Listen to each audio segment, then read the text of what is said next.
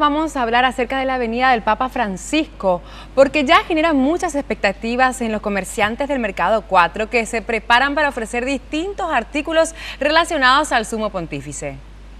Este importante centro de ventas de nuestra capital aprovechará al máximo la presencia del Sumo Pontífice y para ello los permisionarios inician reuniones a fin de definir qué se puede explotar comercialmente a fin de lograr buenos dividendos.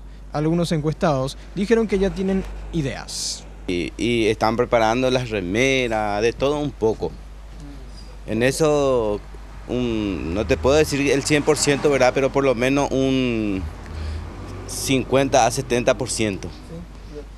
¿Y qué habrían, qué tipo de remera y qué serían la fotografía? La fotografía, imagen, de todo. Como ustedes saben, el Paraguay es un país del 90% católico prácticamente. El precio de las remeras no variaría mucho a fin de no espantar a los clientes. En promedio una camiseta cuesta 25.000 guaraníes. Incluso vendrán productos como calcomanías, libros o cuestiones relacionadas a la Iglesia Católica y al Vaticano.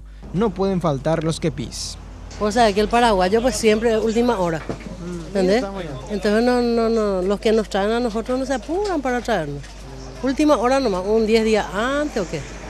No, vas a recorrer y no vas a encontrar todavía nada. Venía a preguntarnos si están preparando, están calculando hacer algo. Ahora mismo todavía nada. Pero hicieron un pedido ya. Y yo creo que tiene que haber sombreros, sombreritos y los kepis. ¿Quién le distribuye a usted o cómo hacen los pedidos? Y a nosotros nos traen nomás. Viene de Brasil, viene de Ciudad del Este, o Bolivia y así. Hubo algunos comerciantes que ni planean aún qué hacer para aprovechar la venida de Francisco. La verdad que nada, me estoy preparando. ¿Vos tenés pensado hacer algo por la promoción o porque viene una persona importante, para que la gente compre? No, todavía nada, porque no está pasando nada.